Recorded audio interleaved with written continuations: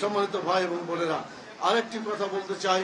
2006 সালে 28 অক্টোবর যে ঘটনা ঘটছে, আর 2024-এর 5ই আগস্টে যে ঘটনা ঘটলো, আমি বিশ্বাস করি অতীতের এই সমস্ত রক্তদানগুলা, তাদের সেই ত্যাগ এবং কুরবানির বিনিময়ে লক্ষ লক্ষ ছাত্র জনতা, পুরুষ মহিলা শিক্ষক শ্রমিক, তারা জীবন দিয়ে যে 5ই আগস্টের যে বিপ্লব সাধিত করলো, আমি বিশ্বাস করি ওই অতীতের রক্তের মর্যাদার বিনিময়ে, সম্মানের বিনিময়ে এবং আল্লাহ তাআলা তাদের ত্যাগের কারণে এই 2024 সালের 5ই আগস্টের যে পরিবর্তন, আল্লাহ তাআলা সেটা পরিবর্তন করার তৌফিক দান করেছেন, যার ফলে জালেম পালাতে বাধ্য হয়েছে। ইনশাআল্লাহ আগামী দিনে এরকম জুলুম যদি কেউ করতে চায়, তাহলে তাদেরকে একই পরিণত বরণ করতে হবে। অনেকেই এখন বিভিন্ন ধরনের আস্ফালন করছে, জামাত ইসলামকে নিষিদ্ধ করতে হবে, অমুককে এটা করতে হবে, ইত্যাদি ইত্যাদি বিভিন্ন ধরনের কথাবার্তা বলছে। আমরা বলতে চাই, জামাত ইসলামী বাংলাদেশ জামাত ইসলামী এবং ইসলামী ছাত্র শিবির ভয়ভীতির কোন সংগঠন এটা নয়, বরং জামাত ইসলামী ইসলামী ছাত্র শিবির যারা বলে ভয় কি জিনিস তাদের মধ্যে নাই এবং থাকবে না। ইনশাআল্লাহ আমরা আগামী দিনে এই দেশে কোরআন এবং সুন্নাহ অনুযায়ী যাতে গড়ে তুলতে পারে, সেই আন্দোলন আমাদের করতে হবে। আগামীতে যে নির্বাচন আছে, প্রধান উপদেষ্টাকে বলতে চাই, আমাদের যে 5 দফা দাবি, প্রপোর্শনাল মানে আরপিও এবং পরবর্তী তার আগে যেটা ছিল পিআর, প্রপোর্শনালিটি যেটা রিপ্রেজেন্টেশন, এই পিআর যেটা হয়েছে, এটা দুটা কারণে খুব দরকার।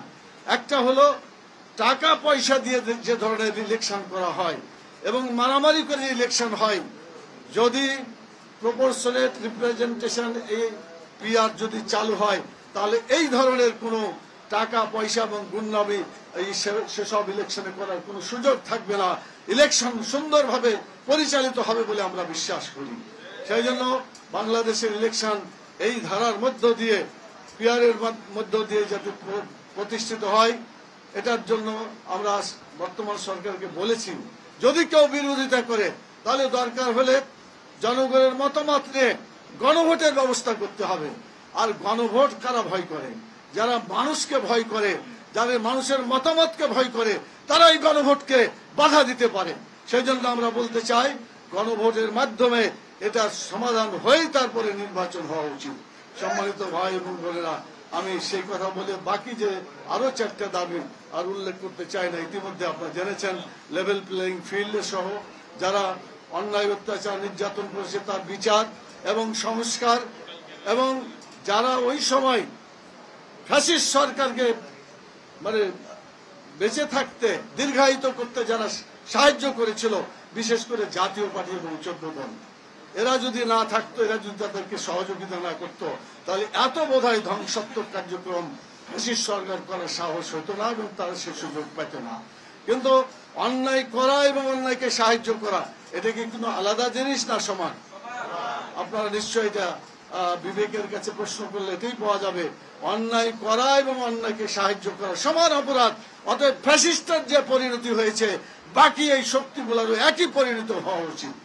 এটাই আমরা দাবি করেছি এবং জনগণ এটাই দাবি করে।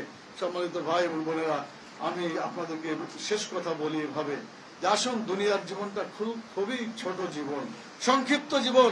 আমাদের জীবন আখেরাতটা হচ্ছে প্রকৃত জীবন। বাংলাদেশ জামাত ইসলাম একটি সংগঠন যারা শুধু দুনিয়ার চিন্তা করে না, কোটি কোটি বছরে আরামে থাকার জন্য আখেরাতের জীবন নিয়ে যারা চিন্তা করে। সেই জন্য আসুন আমরা দুনিয়ার জীবনকে সুন্দর করব, আখেরাতে বসবাস করার জন্য, আরামের জন্য। রব্বানা আতিনা ফিদ দুনিয়া হাসানা ওয়া ফিল আখিরাতি হাসানা। আল্লাহ তাআলা দুনিয়ার কল্যাণ দাও এবং আখিরাতের কল্যাণ দাও এবং জাহান্নামের আগুন থেকে তুমি আমাদেরকে বাঁচাও। আল্লাহ তাআলার কাছে দোয়া করে এবং আগামী দিনে বাংলাদেশের জনগণকে টেকনাফ থেকে তেঁতুলিয়া পর্যন্ত আগামী দিনে যে নির্বাচন হবে, সেই নির্বাচনের টার্গেট হচ্ছে এটা, যে এখানে আমরা আল্লাহর আইন চাই, সৎলোকের শাসন চাই। আর এই আল্লাহর আইন চাই, সৎলোকের শাসন চাই যাতে বিজয় লাভ করে। সেই জন্য আগামী দিনে দাঁড়িপাল্লাকে বিজয় করে বাংলাদেশের ইতিহাসে সবচেয়ে সুন্দর একটা নির্বাচন দেওয়ার জন্য আমি বর্তমান সরকারকে আহ্বান জানাচ্ছি এবং বলতে চাই, জনগণের ভাষা হয়ে গেছে, এই দল দেখেছি সে দল দেখেছি, এই মতবাদ দেখেছি সেই মতবাদ দেখেছি, কিন্তু আমরা একটা দলকে দেখি নাই, একটা মতবাদ দেখি নাই, সেটা হলো ইসলামী মতবাদ আমরা দেখি নাই, জামাতকে আমরা দেখি নাই। অতএব আগামী দিনে জামাতকে, ইসলামকে বিজয়ী করার জন্য জনগণ সিদ্ধান্ত নিয়েছে। এই ফর্মুলা টেকনাফ থেকে তেঁতুলিয়া পর্যন্ত সকলের কাছে আজকে আপনারা শুনতে পাচ্ছেন, আমরাও শুনতে পাচ্ছি। আল্লাহ তাআলা জনগণের এই চেতনাকে কার্যকরী করে আগামী দিনে জামাত ইসলামী এই নির্বাচনী বিজয় তরণী যাতে পার হতে পারে, ডাকসু, জাকসু, চাকসু এবং রাকসুর মতো আল্লাহ তাআলা যেন ল্যান্ডস্লাইড ভিক্টরি, একজন বলল যে ভূমিধস নয়, পাহাড় ধসের মতো বিজয় হয়ে গেছে। আল্লাহ তাআলা এইরকম বিজয় আগামী দিনে কোরআন সুন্নাহকে বিজয়ী করার যে আমাদের টার্গেট, সেটাকে আল্লাহ তাআলা যেন বিজয় দান করেন। 28 অক্টোবর ছিল 4 দলীয় জোট সরকারের ক্ষমতা হস্তান্তরের দিন, এবং সেই হিসাবেই বিএনপি মিটিং ডেকেছিল তাদের অফিসের সামনে, আর জামাত ইসলামী মিটিং ডেকেছিল বাইতুল মোকাররমের উত্তর গেটে। এটা কারোর বিরুদ্ধে এই মিটিং ছিল না, কিন্তু আমাদের লোকেরা যখন সকালে স্টেজের কাজ করছিলেন, মিটিং ছিল আমাদের বিকাল 3টায়, কিন্তু আমরা সকালবেলায় দেখলাম আমাদের যারা স্টেজের কাজ করছিলেন, যারা মিটিং এর প্রস্তুতি নিচ্ছিলেন, সেই লোকদের উপরেই সারা বাংলাদেশ থেকে পরিকল্পিত লগি বৈঠা নিয়ে আক্রমণ করা হয়। শুধু লগি বৈঠা ছিল তাদের সিম্বল, কিন্তু তারা সারা বাংলাদেশ থেকে ওই দিন বাংলাদেশের বড় বড় সন্ত্রাসী অস্ত্রধারীদেরকে ঢাকায় আমদানি করে এই হত্যাকাণ্ড সংঘটিত করেছিল।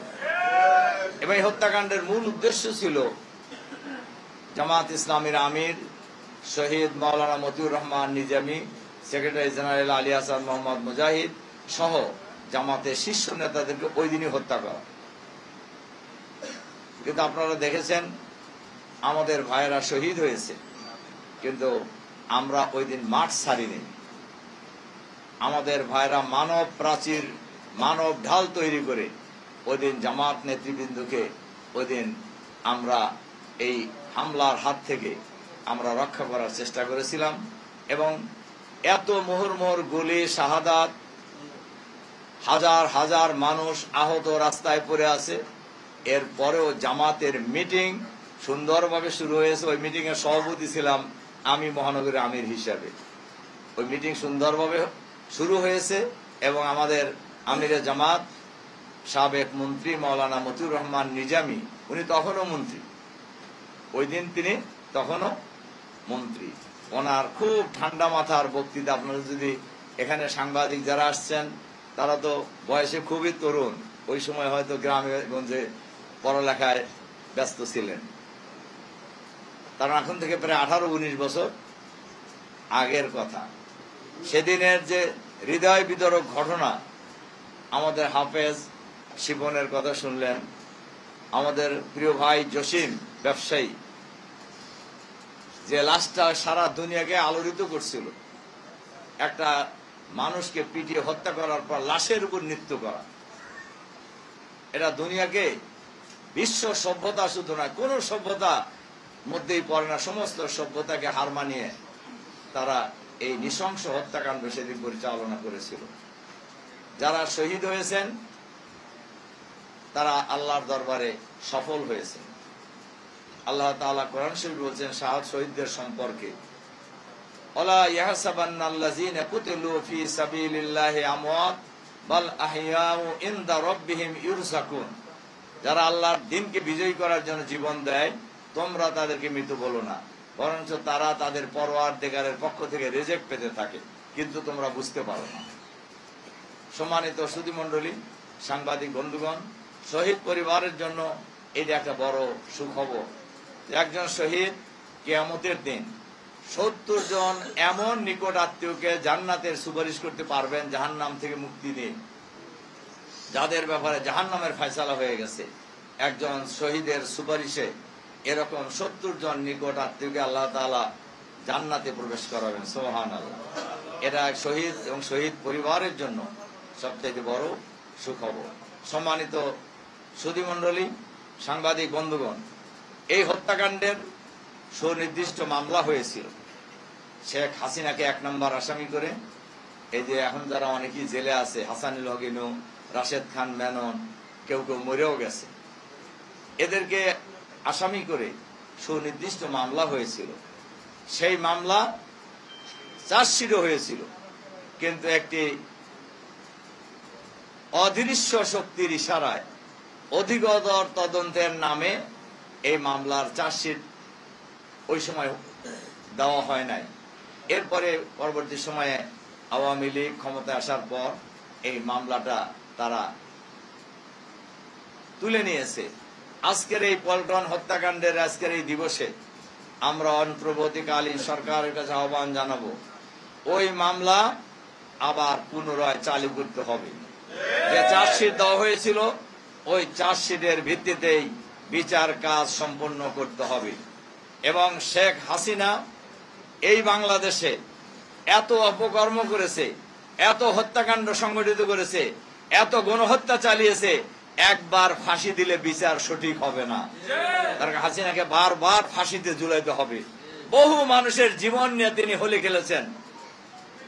জামাত ইসলামীর আমির, সাবেক সফল দুর্নীতিমুক্ত মন্ত্রী মাওলানা মতিউর রহমান নিজামী সহ 11 জন জামাতের শীর্ষ নেতাকে তারা হয় ফাঁসিতে ঝুলিয়ে অথবা জেলখানায় নিষ্ঠুরভাবে হত্যা করেছে। হাজার হাজার জামাত শিবিরের নেতা কর্মীকে হয় ক্রসফায়ার দিয়ে অথবা আয়না ঘরে নিয়ে গুম করে নির্যাতন চালিয়ে হত্যা করেছে। আর জুলাই বিপ্লবে বাংলাদেশের প্রায় 2000 মানুষকে গণহত্যার মাধ্যমে তারা হত্যা করেছে। প্রায় 40,000 নারী, পুরুষ, শিশু সহ মানুষকে তারা পঙ্গু করে দিয়েছে, আহত করেছে। কাজে এই সকল হত্যাকাণ্ডের জন্য যদি বিচার একটা একটা করে করা হয়, তাহলে কত বছর খালি ফাঁসির রায় দিতে হইতে হবে। কাজেই আমরা আশা করব, সরকারের কাছে আহ্বান জানাবো, অবিলম্বে পল্টন হত্যাকাণ্ডের এই মামলা পুনরুজ্জীবিত করে বিচার করে শেখ হাসিনা সহ এই মামলার যারা আসামি ছিলেন তাদেরকে বিচার করে ফাঁসিতে ঝুলিয়ে হত্যা করতে হবে। এটাই হলো পল্টন হত্যাকাণ্ডের বিচার। এর বাইরে অন্য কোনো বিচার আমরা এই দেশের মানুষ চিন্তাও করতে পারে না। সম্মানিত সাংবাদিক বন্ধুগণ, শহীদ পরিবারের সদস্যবর্গ এবং সুধীমণ্ডলী, আলহামদুলিল্লাহ, তারা চেয়েছিল এই হত্যাকাণ্ডের মধ্য দিয়ে জামাত শিবিরকে বাংলাদেশের রাজনীতি থেকে চিরদিনের জন্য নিশ্চিহ্ন করে দেওয়া। আল্লাহর মেহেরবানিতে, আল্লাহর সাহায্যে, আমাদের ভাই বোনদের দৃঢ়তা এবং ত্যাগ কোরবানির বিনিময়ে আজ বাংলাদেশের জামাত এবং শিবির বাংলাদেশের রাজনীতিতে অন্যতম প্রধান শক্তিতে পরিণত হয়েছে। এর বড় প্রমাণ ডাকসু, রাকসু, চাকসু, জাকসু বিশ্ববিদ্যালয়গুলির ছাত্র সংসদ নির্বাচনে ইসলামী ছাত্র শিবিরের পক্ষে সাধারণ ছাত্র ছাত্রীদের যে গণরায়, এই রায় প্রমাণ করে বাংলাদেশ আর আগের জায়গায় নেই। অনেকেই কথা ভুলে গিয়ে 28শে অক্টোবরের কথা ভুলে গিয়ে অথবা জুলুম নির্যাতনের কথা ভুলে গিয়ে আবার নিজেরা জুলুম নির্যাতনের রাস্তা ধরার চেষ্টা করছেন। কিন্তু ইতিহাস থেকে সবাইকে শিক্ষা নিতে হবে, আমাদেরকেও নিতে হবে, সবাইকে নিতে হবে শিক্ষা। কোন স্বৈরাচারী, জুলুমবাজ, ফেসিবাদ, চাঁদাবাজ, দুর্নীতিবাজের জায়গা বাংলাদেশের রাজনীতিতে আগামীতে হবে না ইনশাআল্লাহ। অনেকেই অনেক চেষ্টা করছেন, কিন্তু মানুষ সেই জায়গায় আর নাই। কাজে এটা আমাদেরকে বুঝতে হবে। আর এটাও আমাদেরকে বুঝতে হবে, জুলাই বিপ্লব যেটা হয়েছে এটা কোন রাজনৈতিক দলের নেতৃত্বে হয় নাই। আমরা গভীরভাবে পর্যালোচনা করলে কয়েকটা জিনিস পাই। প্রথম কথা হচ্ছে 2006 সালের 27শে অক্টোবর পৃথিবীর ইতিহাসে এটা নজিরবিহীন যে একটি দলের প্রধান, তৎকালীন আওয়ামী লীগের প্রধান শেখ হাসিনার পক্ষ থেকে লগি বৈঠা নিয়ে ওপেনলি গোটা বাংলাদেশের সন্ত্রাসী গোষ্ঠীকে ঢাকায় একত্রিত হওয়ার ঘোষণা, এটা আমার মনে হয় বাংলাদেশের ইতিহাসে এই প্রথম সন্ত্রাসী কায়দায়, ফ্যাসিস্ট কায়দায় সারা দেশের সন্ত্রাসীদেরকে ঢাকা একত্রিত হওয়ার ঘোষণা। এটা বাংলাদেশের শুধু নয়, আমার মনে হয় পৃথিবীর ইতিহাসে সবচেয়ে প্রথমবারের মতো একটা জঘন্যতম ঘটনা তিনি সংঘটিত করেছেন। 2 নম্বর হচ্ছে 28 অক্টোবর বাংলাদেশের ইতিহাসে নয়, পৃথিবীর ইতিহাসে একটা জঘন্যতম, বর্বরতম এবং সভ্যতাকে বিলীন করে দিয়ে একটা নির্মম হত্যাকাণ্ড সেদিন সংঘটিত করা হয়েছিল। এটা পৃথিবীর ইতিহাসে বাংলাদেশের ভাবমর্যাদাকে সেই দিন ভুলুণ্ঠিত করেছিল এবং মানবতাকে এইভাবে নির্মমভাবে হত্যা করা যায়, এটি সেদিন পৃথিবীবাসী অবাক বিস্ময়ে তারা মিডিয়ার মাধ্যমে দেখতে পেয়েছিল এবং বাংলাদেশের আওয়ামী লীগের প্রতি সেদিন ঘৃণা ছড়িয়েছিল গোটা পৃথিবীর মানুষ।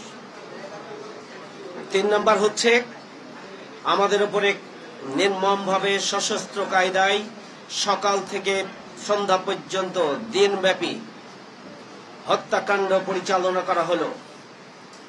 সশস্ত্র অবস্থায় গুলি, বোমা, লগি বৈঠার নৃশংসতার মধ্য দিয়েও বাংলাদেশ জামাত ইসলামীর কর্মীরা এক বিন্দু পরিমাণ পল্টন ময়দান থেকে পিছনে সরে।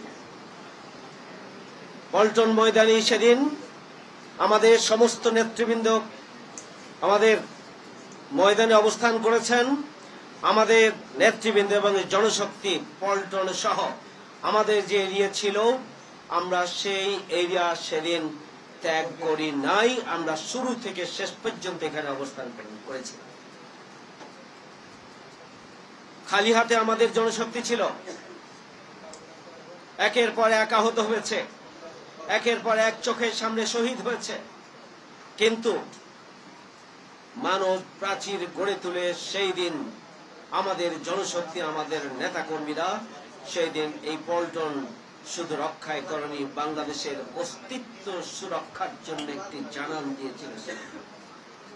আমরা জীবন দিয়েছি, রক্ত দিয়েছি, আহত হয়েছি, বাট বারবার আমরা পল্টন ময়দানে আবার ফিরে এসেছি এবং পল্টন ময়দান এবং উত্তর গেট, পল্টন মোড় এবং উত্তর গেটে আমরা বারবার ফিরে এসেছি এবং সেখানে অবস্থান গ্রহণ করেছি। আমরা এখান থেকে এক বিন্দু পিছনে সরে যাই।